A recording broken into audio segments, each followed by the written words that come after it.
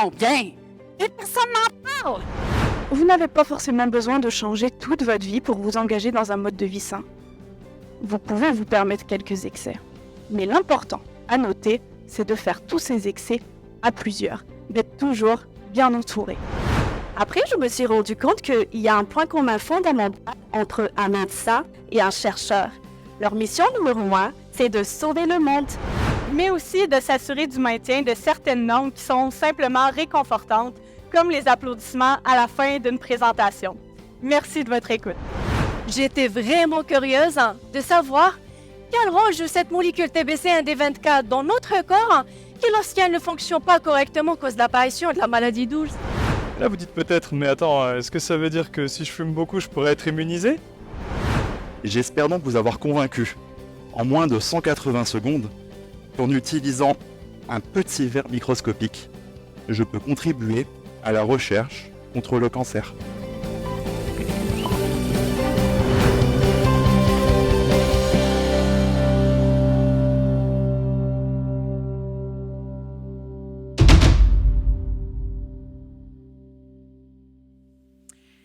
Bonjour tout le monde. Hey, vous êtes déjà en forme, vous commencez à applaudir, on aime ça, il va y avoir une belle énergie, je le sens, et je vous souhaite officiellement la bienvenue à cette grande finale institutionnelle Ma thèse en 180 secondes, un événement qui allie la vulgarisation et la science, et ça fait 13 ans que ça existe à l'UQTR, imaginez.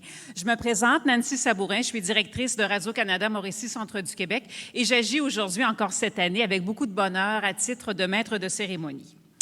Cet après-midi, vous êtes 8 étudiantes et étudiants de maîtrise et de doctorat à avoir accepté le défi de vulgariser un projet de recherche en 180 petites ou grandes secondes, ça dépend.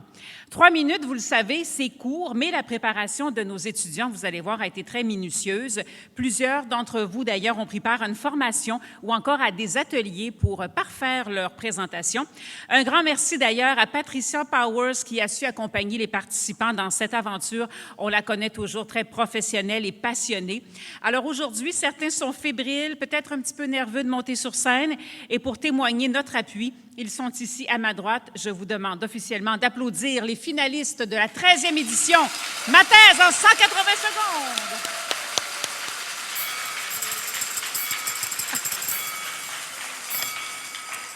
Ils ont des beaux sourires et ils sont très de bonne humeur. C'est de très bon augure. Pendant cette compétition, le jury a la tâche d'évaluer les performances de nos participants. Les 5 juges sont présents à l'arrière de la salle. Permettez-moi de vous les présenter. Je vais d'ailleurs leur demander de se lever lors de l'appel de leur nom. Il s'agit d'abord du président du jury, M. Tristan Milot, doyen suppléant au décanat des études.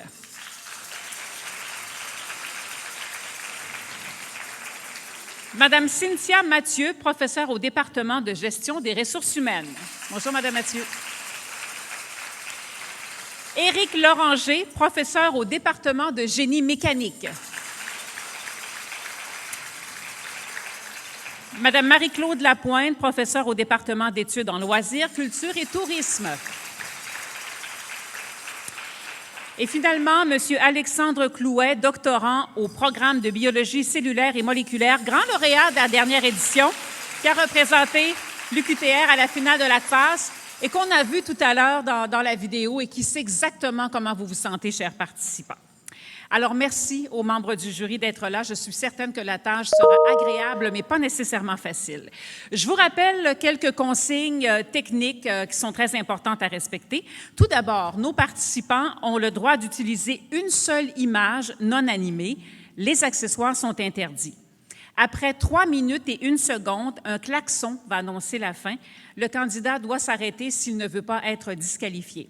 Les candidats sont évalués sur 3 principaux critères que sont leur capacité à vulgariser leur recherche, leur talent d'orateur et la structure de l'exposé. Est-ce que le candidat a clairement exposé son projet de recherche? Bien sûr, au terme de cette activité, plusieurs bourses et prix seront remis aux participants. D'abord, le jury aura la tâche de déterminer qui va mériter les prix offerts par le décanat des études. Au doctorat, 2 prix de 1 000 $ et 750 $ seront attribués aux personnes qui obtiendront la première et deuxième place, tandis qu'à la maîtrise, 2 bourses de 750 et 500 $ seront décernées. Le ou la candidate au doctorat qui va obtenir la première place va représenter l'UQTR à la finale nationale qui va se dérouler au mois de mai au 91e congrès de l'ACFAS à l'Université d'Ottawa. L'Association générale des étudiants de l'UQTR va remettre un prix de 500 $, tout comme l'Association générale des étudiants hors campus, avec l'attribution de 2 bourses de 250 $ chacune. Le Carrefour d'entrepreneuriat et d'innovation Desjardins de l'UQTR va décerner également un prix d'une valeur de 250 $ à un projet de recherche qui possède un potentiel de commercialisation. Ma thèse en 180 secondes, je vous l'ai dit, c'est un concours de vulgarisation scientifique et c'est une expérience, un exercice de communication. Le public, donc vous dans la salle qui êtes là présent par dizaines, avez un rôle important à jouer. Au terme des présentations, vous serez invité à sélectionner votre présentation coup de cœur parmi l'ensemble des 8 participants, des 8 présentations. Vous devrez faire un seul choix parmi l'ensemble des étudiants à la maîtrise et au doctorat. Et quand le jury va commencer à délibérer, va se retirer pour délibérer, vous aurez 15 minutes pour faire votre choix et c'est un vote qui va se faire de façon électronique. Vous avez, il y a des feuilles qui contiennent un code QR qui sont disposées un peu partout et c'est à ce moment-là, avec ce code, que vous pourrez voter avec votre cellulaire, mais ça va se faire un peu plus tard et je vous rappellerai les consignes. Le participant qui va recevoir le plus de votes du public va mériter un prix important, un prix coup de cœur du public Coopsco d'une valeur de 375 $. Et encore une fois, on remercie Coopsco pour sa collaboration et son intérêt envers l'événement. Au total, imaginez aujourd'hui, c'est plus de 5 000 $ qui sera remis en bourse aux participants. Alors, l'enjeu est grand et on a bien hâte de vous entendre. Alors, on débute tout de suite. Est-ce que vous êtes prêts? Là, pour les encourager, là, est-ce qu'on...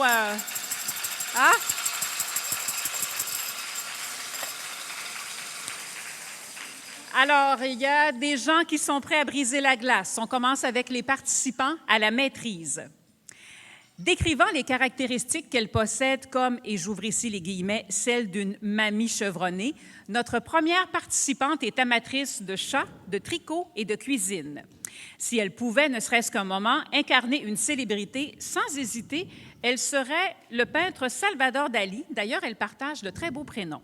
Du programme de maîtrise en biologie cellulaire et moléculaire, j'invite Dali Léveillé à nous présenter sa recherche intitulée « Décrypter la clé pour combattre l'obésité ».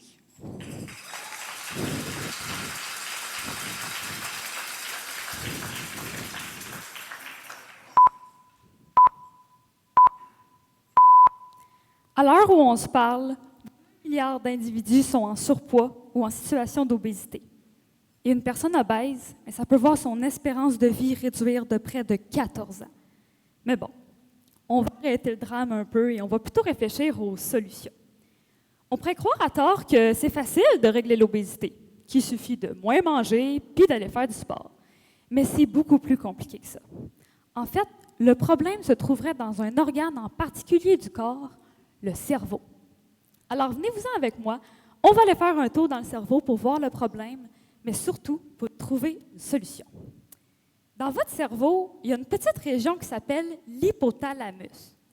L'hypothalamus, c'est lui qui vient régler le rythme de votre cœur, la température de votre corps ou encore votre poids, ce qui nous intéresse. En fait, imaginez-vous l'hypothalamus comme la secrétaire générale de votre corps, qui reçoit dans son bureau des messagers provenant de vos organes, qu'on appelle les hormones, et qui vont venir influencer ces décisions. Alors, si on revient un peu à la gestion du poids, vous savez, quand ça fait quelques jours de suite que vous faites des petits excès, poutine par-ci, pizza par-là, bien, ce qui se passe, c'est qu'il y a une hormone qui s'appelle la leptine qui décide d'aller faire son tour au bureau de la secrétaire. Et elle va aller lui dire, là, les réserves commencent à être pas mal pleines, il faudrait peut-être manger un petit peu moins. Et évidemment, à ce moment-là, bien, il y a une alarme rouge dans le thalamus. Et notre envie de manger, bien, elle va venir diminuer. Mais chez les personnes atteintes d'obésité, la leptine, elle a beau cogner à la porte de la secrétaire, ça ne répond pas. Mais heureusement, le corps travaille toujours en équipe. Donc, il y a une autre hormone qui s'appelle l'estradiol, qui décide aussi d'aller faire son petit tour au bureau de la secrétaire. Et elle va aller lui dire, là, ça a l'air que tu n'écoutes pas la leptine, mais tu sauras qu'elle a raison, les réserves sont pleines. Malheureusement, on ne pourrait pas utiliser l'estradiol pour contrer l'obésité, parce qu'à long terme, bien, chez vous, mesdames, ça vous donnerait le cancer du sein. et chez vous, messieurs, des troubles de fertilité. Mais vient alors une super molécule qui s'appelle Cytid-1.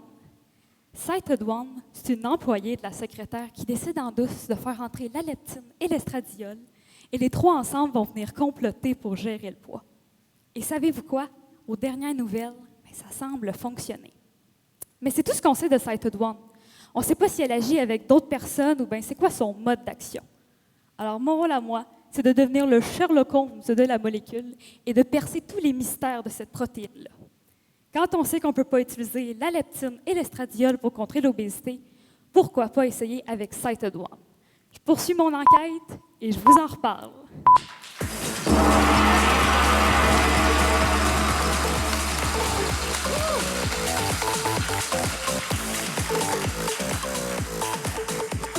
Merci, Dali. Alors, la glace est brisée, ça va bien. On poursuit. Jeune, il souhaitait être chimiste pour comprendre le fonctionnement du monde avec précision. S'il admire l'humanisme d'un Nikola Tesla qui a consacré sa vie à inventer de nouvelles choses, motivé uniquement par le plaisir de la découverte et le désir d'aider les gens sans recherche de profit personnel, notre prochain participant estime avoir beaucoup plus de questions que de réponses. Du programme de maîtrise en sciences forensiques, j'invite Mathieu Arès à nous présenter sa recherche, un nouvel ingrédient dans l'analyse de l'écriture.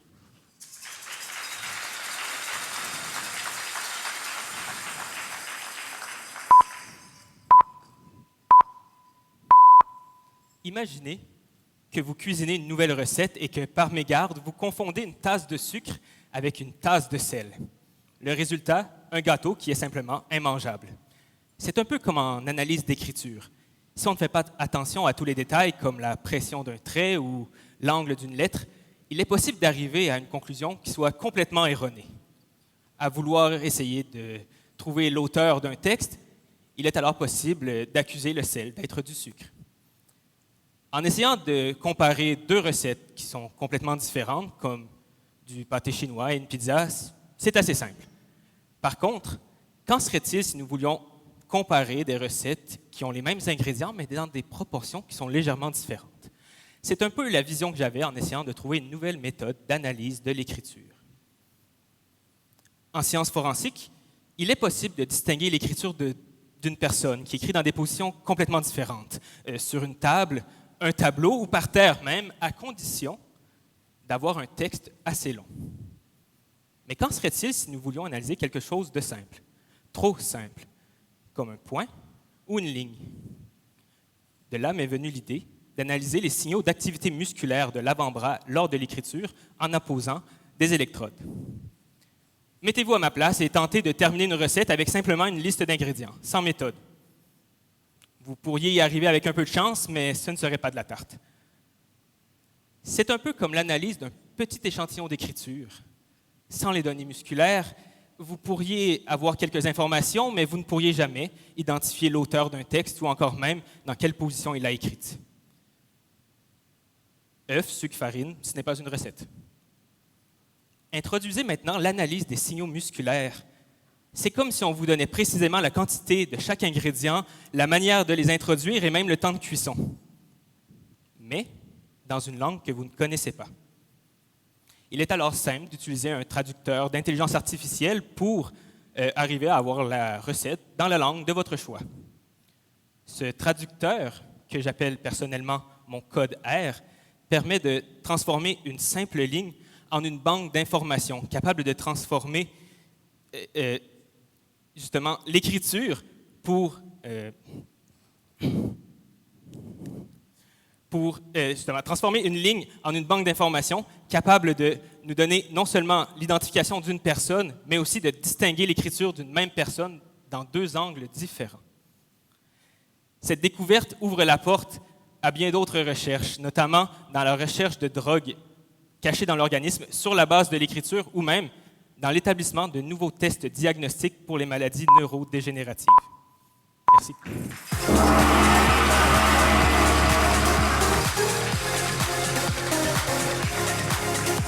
Merci, Mathieu.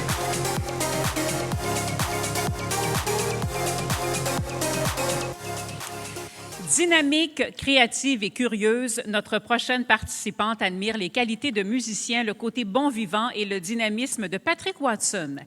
Dès son jeune âge, elle est fascinée par le partage des connaissances. D'ailleurs, elle adorait faire des présentations orales.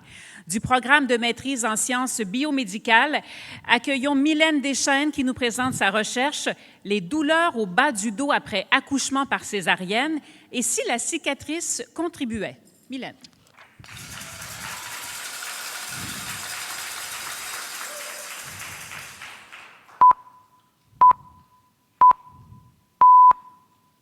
Je me demandais, combien parmi vous avaient déjà eu une cicatrice à la suite d'une chute ou d'une chirurgie? Probablement la majorité d'entre nous. Les cicatrices font partie du processus de guérison de plaies, souvent associé à des épisodes de douleur. Saviez-vous que 90% des femmes enceintes ont mal au dos pendant leur grossesse et que jusque dans 75% des cas, les douleurs vont persister jusqu'à 3 années après l'accouchement? Vous pouvez vous imaginer le défi que peut comporter s'occuper d'un bébé ou d'un jeune enfant tout en souffrant de douleurs au dos. Ce sont 2 réalités qui m'amènent à vous parler du sujet de mon projet de recherche. Se pourrait-il qu'une cicatrice de césarienne puisse contribuer aux douleurs après un accouchement par césarienne et qu'une thérapie manuelle de la cicatrice combinée aux manipulations vertébrales puisse soulager de manière plus rapide, efficace et durable lorsque comparée à un traitement du dos seulement? Selon notre hypothèse, la douleur au dos après un accouchement par césarienne proviendrait de 2 endroits, la cicatrice et le dos. Des messages de douleur provenant de ces 2 sites se retrouveraient au même endroit dans le dos pour ensuite être perçus, modulés et analysés par notre système nerveux. Vous me direz que ça vous semble un peu abstrait. Mais un moment, entendez-vous la sirène d'un camion de pompiers? Allons voir d'un peu plus près une illustration qui nous permettra davantage de comprendre notre hypothèse. Ici, la douleur provenant de la cicatrice et du dos sera représentée par le feu. La colonne vertébrale et le système nerveux sera représentés par un détecteur. Vous aviez sûrement deviné ici le rôle du pompier qui représentera en fait le chiropraticien. Donc, dans notre premier groupe à l'étude, le chiropraticien, le pompier, éteindra le feu seulement provenant du dos. Des messages de douleur provenant de la cicatrice de césarienne continueront d'être envoyés, amplifiant et nourrissant le feu, maintenant la douleur au dos. C'est donc dire que notre détecteur de fumée va continuer d'envoyer des messages et émettre un signal sonore. Dans notre second groupe à l'étude, notre pompier éteindra les flammes de la cicatrice par une thérapie manuelle et du dos par des manipulations vertébrales, mettant fin à tous les signaux d'alarme et donc à la douleur.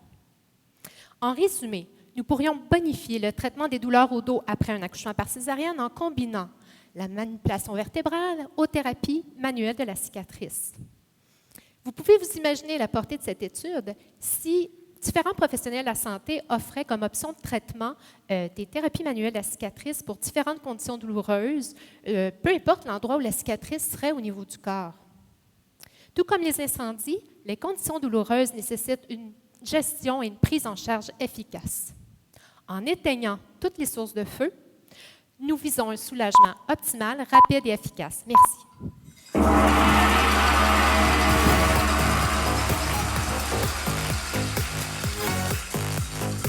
Merci, bravo Mylène. Notre dernier candidat à la maîtrise se décrit comme quelqu'un de particulièrement analytique. Plus jeune, il se le voyait exercer le même métier que son père, soit directeur de production. Du programme de maîtrise en ingénierie concentration génie industriel, accueillons Jérémy Fortier à nous présenter sa recherche. Quelle est la vraie beauté de votre entreprise? On l'applaudit.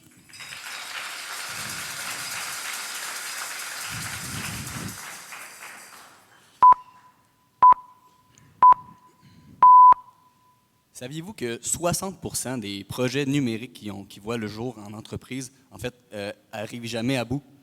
En fait, ça, c'est causé parce que les entreprises n'ont pas suffisamment de ressources. Je vous explique le contexte. On est en ce moment dans un contexte où il y a beaucoup de l'industrialisation, c'est très compliqué, il y a beaucoup de compétition, surtout liée à la pénurie de main-d'œuvre et à la mondialisation. Et en fait, depuis quelques années, il y a l'industrie 4.0 qui est arrivée un peu comme une solution. Pour vous introduire l'industrie 4.0, c'est tout ce qui est technologie, qui est logiciel, robot, capteur, et j'en laisse passer. Et ça, c'est arrivé avec la promesse de tout changer, de tout améliorer les processus, les procédés dans les entreprises. Eh bien, ce n'est pas vrai pour tout le monde. Comme je l'ai mentionné, 60% des projets qui voient l'échec, ça, c'est dans les PME, parce qu'ils n'ont pas suffisamment de ressources financières, assez de personnes à l'interne, etc. Et ils essaient de tout faire en même temps. Comme moi, en ce moment, j'essaie de dire mon texte tout d'une shot. OK? Et ça, c'est un problème. Là, je vais essayer de simplifier tout ça, puis là, vous vous demandez pourquoi j'ai une image derrière moi. Eh bien, une image vaut 1000 mots. On a tous déjà été jeunes. On a tous déjà voulu copier nos parents. Et là, je pense à une petite fille qui dit « je veux me maquiller comme maman » et qui finalement se ramasse comme c'est la petite fille à votre droite. Eh bien, c'est pareil avec les PME. Ici, l'analogie est directement liée avec la petite fille qui est la petite entreprise et la mère qui est la grande entreprise dont on vénère qu'est-ce qu'ils font. Et ici, le maquillage, c'est mes technologies de l'industrie 4.0. Et comme je vous ai dit, on essaie de tout mettre en même temps. Et le problème que ça crée, c'est qu'on les met tous en même temps sans que ça sans qu'on prenne le temps de bien les appliquer. Alors, qu'est-ce que je propose, c'est de venir dire, on va prendre une solution à la fois. En fait, on va même cibler les talents de la petite fille. Peut-être qu'elle est meilleure en dessin, donc on va s'appliquer à mettre le rouge à lèvres correctement. Et on va lui proposer cette approche-là. Et en fait, dans mon projet, parce qu'on est au courant que tout le monde n'a pas les mêmes talents, en fait, mon projet est de regrouper les entreprises ensemble, de regrouper les petites filles qui ont les mêmes talents et de venir, en fait, leur proposer un plan d'action par groupe. Alors, vraiment, le but de tout ça, c'est de raccourcir les questionnements qu'on a à se poser et de guider les petites filles ou les entreprises vers un bon maquillage. Et tout ça, je pense que ça pourrait éventuellement enlever le 60% d'échecs en guidant les entreprises correctement. Alors, mon projet projette d'aider les entreprises à mieux se maquiller, à mieux peinturer une couleur à la fois. Merci beaucoup.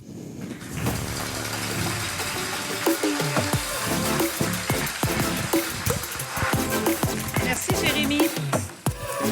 Alors, on remercie déjà les 4 premiers participants à la maîtrise. Vous méritez tous nos applaudissements. Alors, nos 4 premiers à la maîtrise, bravo! C'est fait.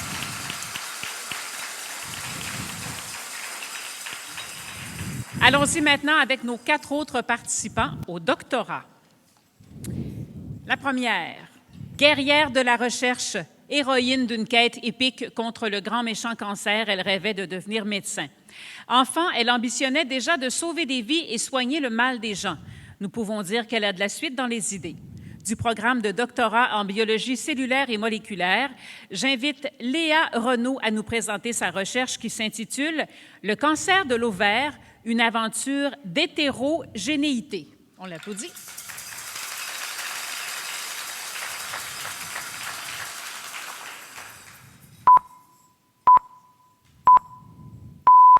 Bonjour, il ne vous reste plus que 12 ans à vivre. J'ai fait monter la pression là. Hein. C'est cette phrase que non pas une ni deux, mais 300 000 femmes par an vont entendre. Leur point commun, elles ont toutes un cancer de l'ovaire. Alors aujourd'hui, je vais vous présenter mon projet de recherche. Je vais vous expliquer comment je fais pour vaincre cette maladie qui est encore aussi dure à combattre, mais aussi comment je fais pour développer de nouveaux médicaments pour sauver toutes ces femmes et repousser ce délai maximum de 12 années. Pour rendre cela plus agréable, car j'ai vu que dans l'assistance, déjà le mot « cancer » a pu en faire sourciller plus d'un, je vais comparer cela à une histoire que nous entendons depuis notre tendre enfance. Une histoire de héros et de princesses. Mon preux chevalier a besoin d'une arme incroyable pour délivrer sa belle princesse du terrible monstre qu'est le cancer qui l'emprisonne. Mon arme, ce sont mes médicaments. Malheureusement, mon beau chevalier fait face à beaucoup de problèmes. Comme vous pouvez le voir derrière moi, il y a une multitude de monstres différents auxquels il doit faire face. En fait, il y a autant de cancers de l'ovaire différents que de femmes atteintes. Stupéfiant, n'est-ce pas? Prenons une seconde ensemble. Regardez-vous dans l'assistance. Dévisagez-vous. Vous êtes tous et toutes différents. J'ai vérifié, il n'y a pas de jumeaux. Les cancers, c'est exactement la même chose. Nous sommes tous différents et donc nos cancers seront tous différents. C'est ce qu'on appelle l'hétérogénéité. C'est fou, hein? En sachant cela, est-ce que vous pensez que même si je design une arme parfaite, elle sera valable contre tous mes cancers? Eh bien non, sinon ça serait trop simple. Comme il existe un monstre qui est résistant au feu, à la glace ou bien aux flèches, mes cancers fonctionnent de la même façon. Alors comment fait-on pour développer une nouvelle thérapie? Je vous invite de nouveau à regarder derrière moi, mais cette fois-ci sur la droite. Ce que vous voyez, c'est 3 photos de tumeurs que j'ai reconstituées au laboratoire. Comment ai-je fait? J'ai d'abord pris mes cellules de patientes atteintes d'un cancer de l'ovaire, j'ai ramené ces cellules au laboratoire, j'ai fabriqué mes tumeurs, et ensuite, l'étape où nous sommes actuellement, c'est de tester nos différentes armes dessus. Que ce soit une épée, un arc ou une flèche, je peux même les combiner, le but final étant de sauver ma belle princesse. C'est ainsi que notre beau voyage auprès de notre chevalier et de notre princesse se termine. Malheureusement, il reste encore énormément de femmes à sauver. Mais je vous promets que je serai toujours là. Ce combat épique du quotidien, je l'ai choisi. Et je serai toujours présente pour rajouter des cordes à l'arc de mon héros. Merci de m'avoir écouté.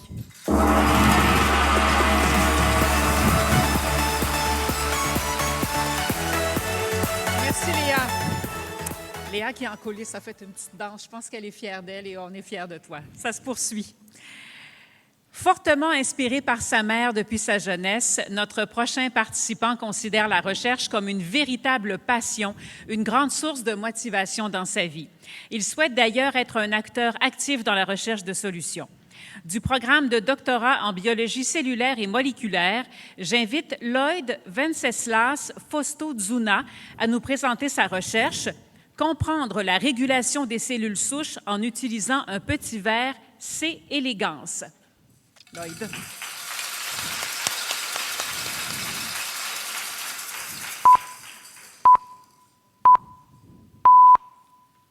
Bonsoir. Est-ce que vous avez déjà entendu parler des cellules souches? Mon rôle ici, je veux savoir comment ces dernières sont contrôlées. Donc, on va mettre tout cela en contexte d'abord. Imaginez un seul instant que votre corps est le stade olympique de Montréal et que les différentes structures de ce stade représentent les différents organes de votre corps. Ces structures vieillissent, s'abîment, comme le toit de ce stade, qui doit alors être réparé de temps en temps pour le bon fonctionnement de ce stade. Les cellules souches, dans notre métaphore, sont ces ouvriers qui vont réparer notre stade. Grâce à cette analogie, vous avez alors compris que le pouvoir ultime des cellules souches est de réparer nos tissus endommagés. Question. Comment ces ouvriers savent-ils quand et où il faut intervenir? En fait, dans ce stade, il y a des inspecteurs qui vont examiner ces structures et déterminer quand ces ouvriers doivent intervenir. Donc, que représentent donc ces inspecteurs à l'intérieur de notre corps? Pour cela, dans notre laboratoire, on travaille avec un petit verre transparent microscopique. Cette image, le verre en verre. Mais avant de commencer, je vais d'abord mettre les affaires au clair. Ce n'est pas un verre pour aller à la pêche avec. On utilise ce verre pour la recherche. Il a beaucoup d'avantages pour la recherche. Par exemple, il possède aussi ce même type de cellules dont je vous ai parlé et le même système d'inspection. Nous avons découvert que le signal d'inspection ne provenait pas du tissu qui était endommagé, mais du tissu voisin. Si on revient dans notre analogie, ça voudrait tout simplement dire les ouvriers ont reçu l'ordre de quelqu'un qui ne se trouvait pas sur la toiture, mais ailleurs, comme celui qui se trouve dans la tour. Mais comment ils arrivent à communiquer? C'est ce qu'on veut savoir pour la suite. Vous aurez compris donc que ce système de régulation est crucial, car si nos cellules souches n'interviennent pas, certaines parties de notre corps ne pourront pas être réparées, ce qui va entraîner des maladies dégénératives. À l'inverse, s'ils travaillent trop ou de façon désordonnée, ils vont générer des structures totalement désorganisées qui vont impacter sur les fonctions de nos organes. C'est le cancer. Il est important donc que nous comprenions comment la régulation fonctionne. Car avec Si nous arrivons à comprendre comment cette régulation fonctionne, on pourrait alors développer des nouvelles techniques, stratégies pour lutter contre le cancer. Je vous remercie à tous de votre attention. Merci.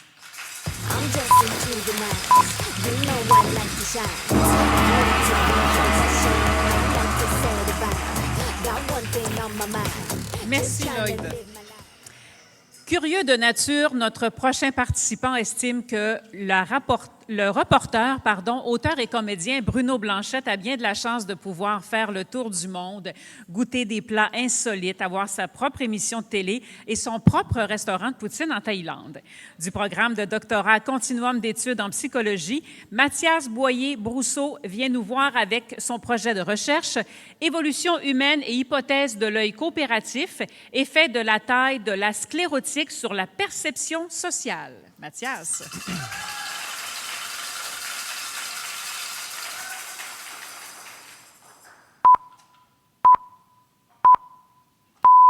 Les individus que vous voyez sont bien différents, n'est-ce pas? Pourtant, ils font tous partie de la même famille, celle des primates hominidés. Ils sont cousins génétiques et partagent près de 99% de leur ADN. J'aimerais que vous portiez attention à la région des yeux.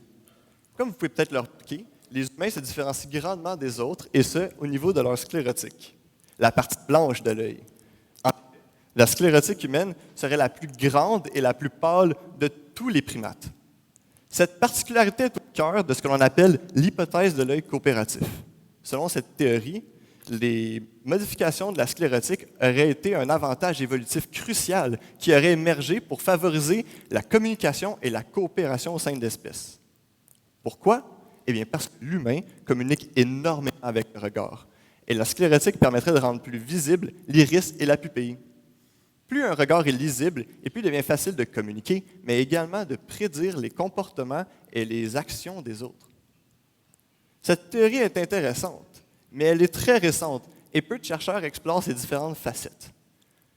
Dans mes projets de recherche, je tente de comprendre si ces processus évolutifs anciens sont toujours présents chez nous et comment est-ce qu'ils pourraient impacter la vie de tous les jours, notamment au niveau de la formation de jugements sociaux. Si un individu qui a une grande taille de sclérotique a un regard très lisible, est-ce que j'aurais plus tendance à lui faire confiance, à être attiré, à vouloir socialiser avec, ou même à l'estimer différemment sur une hiérarchie sociale? C'est exactement ce que j'ai voulu vérifier. Et pour m'y prendre, j'ai rassemblé des centaines d'images de visages humains possédant des tailles de sclérotique naturelles différentes. Dans un deuxième temps, j'ai également modifié la région des yeux de l'entièreté de ces visages, comme vous pouvez voir au centre de ma diapositive. Ensuite, dans plusieurs expériences différentes, j'ai invité des centaines de participants à venir observer et juger ces visages. Les résultats obtenus m'ont permis de mesurer mes effets au sein de plusieurs visages différents, mais également au sein d'un même visage modifié plusieurs fois. Et les résultats étaient choquants.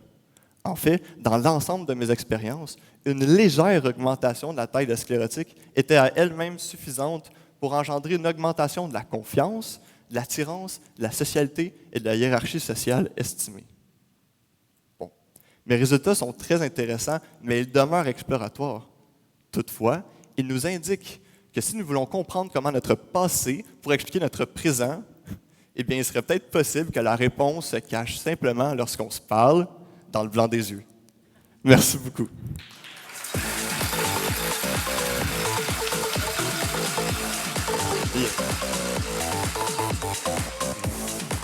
On s'apprête déjà à entendre notre dernier participant de la finale. Enfant, il rêvait de nature et se voyait même cultiver son petit jardin sans prétention. Il se dit doté d'un sens de l'humour un peu particulier. C'est peut-être ce qui explique que pour lui, l'absurde, c'est ce qui fait parfois le plus de sens. Du programme de doctorat en sciences et génie des matériaux lignocellulosiques, j'invite Charles Lefort à nous présenter sa recherche, nos amis, les bactériophages. Charles.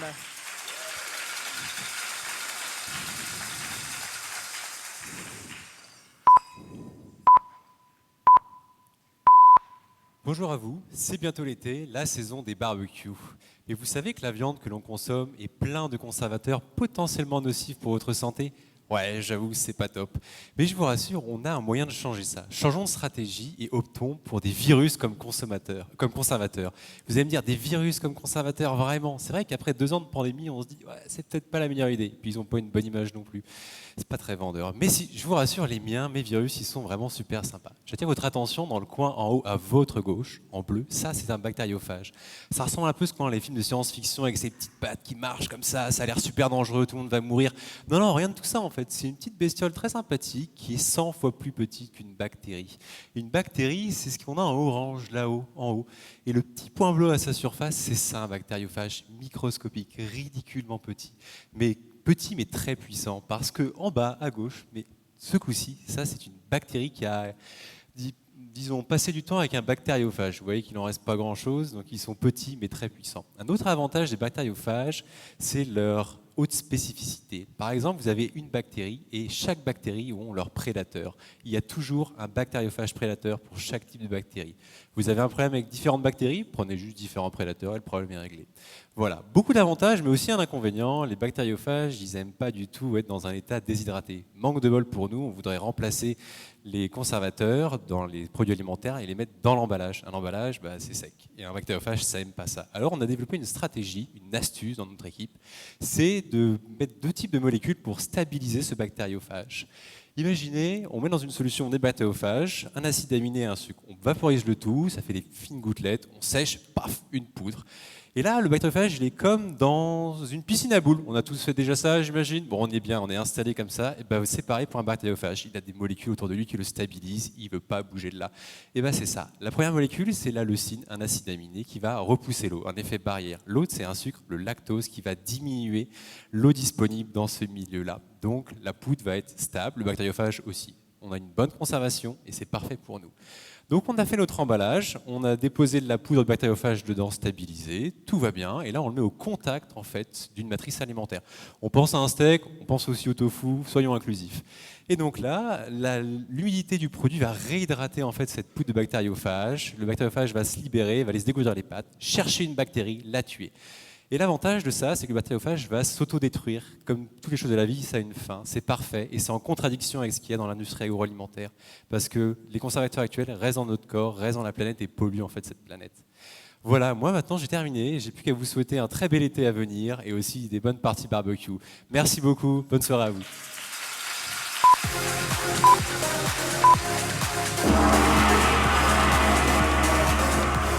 Merci Charles. Alors, c'est la fin de notre finale universitaire de ma thèse en 180 secondes. On peut applaudir une dernière fois nos 8 participantes de cette édition.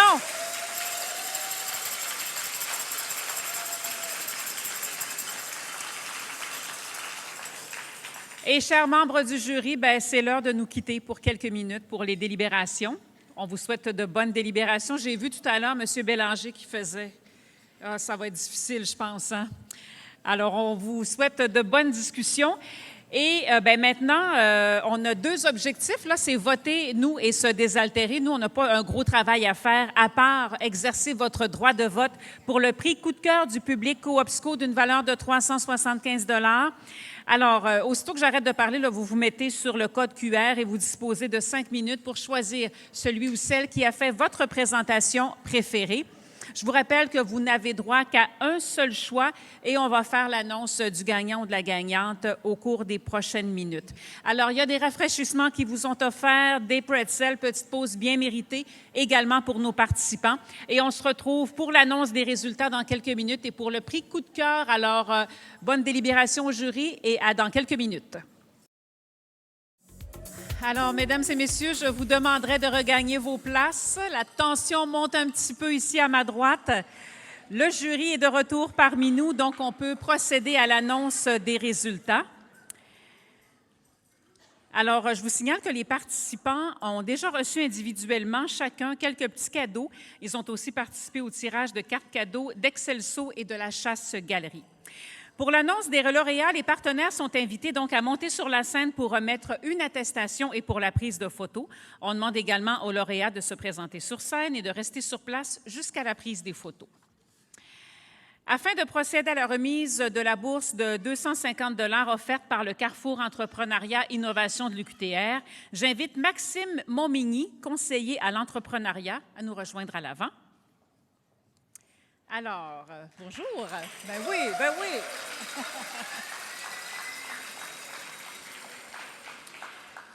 Alors, bourse de 250 $, le prix est remis à Charles Fête du programme de maîtrise doctorat en sciences matériaux lignocellulosiques. Charles.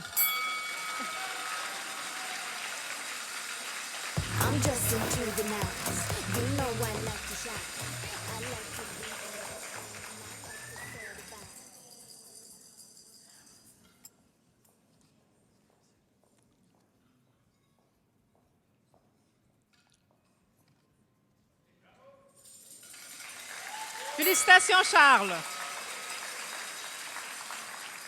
Alors, remise de 2 bourses de 250 $ offertes par l'Association générale des étudiants hors campus. J'invite Sabrina Demers, présidente de l'association et étudiante du campus de Drummondville, à venir remettre le prix.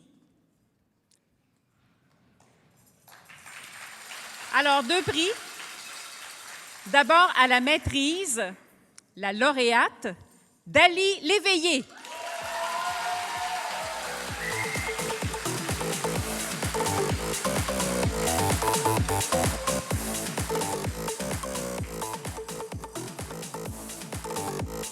Félicitations, Dali. Madame Demers, je vous garde parmi nous parce que, oui, vous avez bien compris le principe. Merci, le certificat. Et au doctorat, la bourse est remise à Lloyd Venceslas Fotsozuna.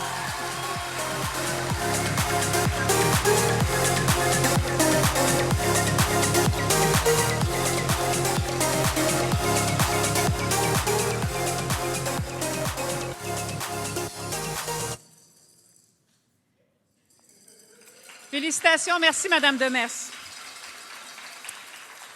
Alors, pour l'annonce des noms des lauréats de 2 bourses d'une valeur de 500 $ chacune offertes par l'Association générale des étudiants de l'UQTR, j'invite Élodie Gagnon et Jérémy Mignot, conseillers à l'exécutif, du conseil exécutif. Notez que les prix seront remis lors du gala de reconnaissance le 18 avril prochain. Alors, on se prépare pour la remise de ces prix par Élodie et Jérémy. Alors, à la maîtrise, merci d'être là. Bourse d'une valeur de 500 $ à la maîtrise. Le prix est remis à Dali Léveillé.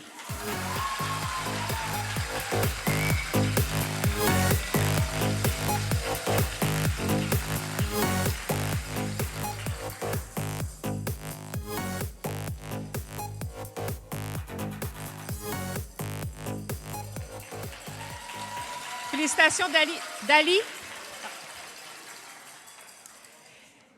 Et au doctorat, le prix est remis à Lloyd Venceslas Fotsozuna.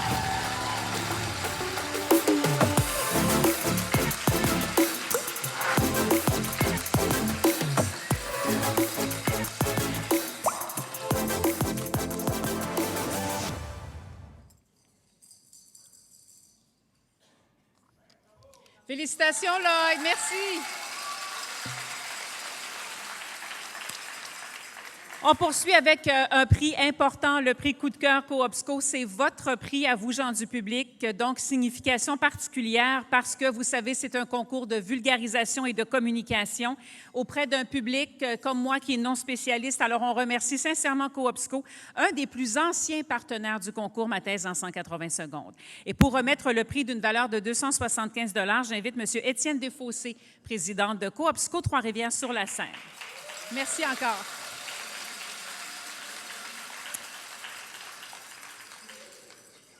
Alors, du programme Maîtrise en biologie cellulaire, la lauréate Dali Léveillé.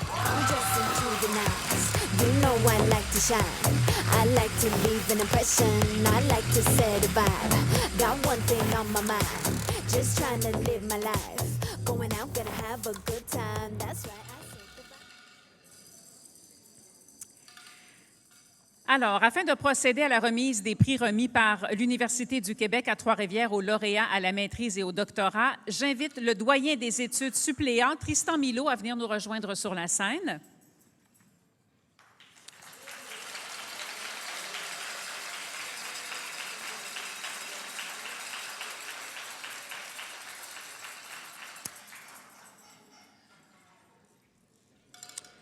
Monsieur Milot, je pense que vous avez un petit certificat. Oui. On se place, oui, oui. Je vous l'offre.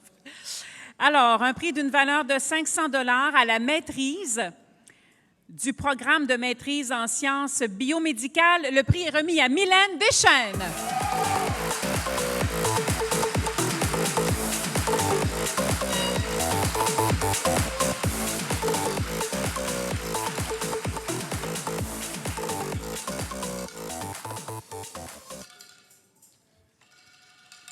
Félicitations, Mylène.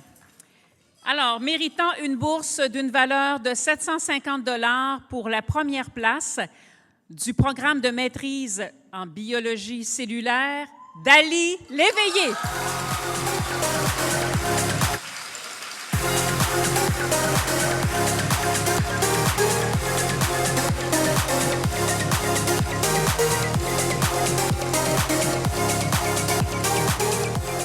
Alors, je vois que Dali a mis ses espadrilles. C'est une bonne chose. Elle est venue souvent sur la scène. Félicitations, Dali. Nous vous rappelons qu'au doctorat, 2 bourses sont remises. Le Grand Prix de 1 000 $ aux candidats désignés finalistes pour représenter l'UQTR à l'ACFAS lors de la finale nationale en mai, de même qu'une bourse de 750 $. Alors, le prix d'une valeur de 750 $ est remis à une étudiante du programme cellulaire et moléculaire, Léa Renaud.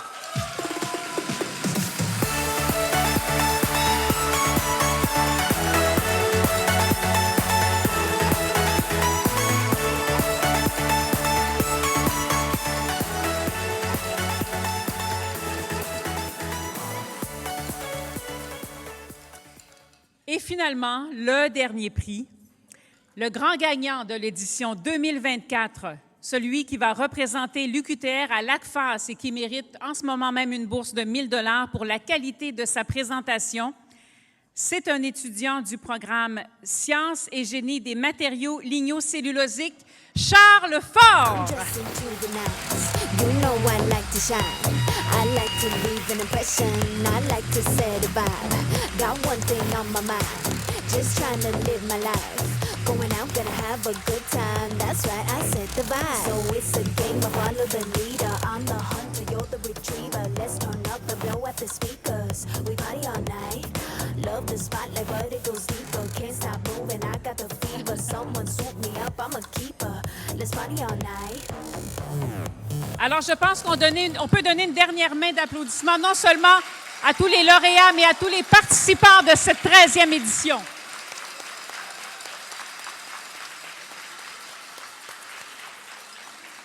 Permettez-moi, en terminant, bien sûr, de remercier les membres du jury, ceux et celles qui ont participé à la préparation de cette magnifique soirée ici à l'UQTR. Merci à vous d'être venus encourager les participants. Encore une fois, merci à vous. Et on se retrouve pour la 14e édition en 2025 du concours Ma thèse en 180 secondes. Bonne fin de journée, tout le monde.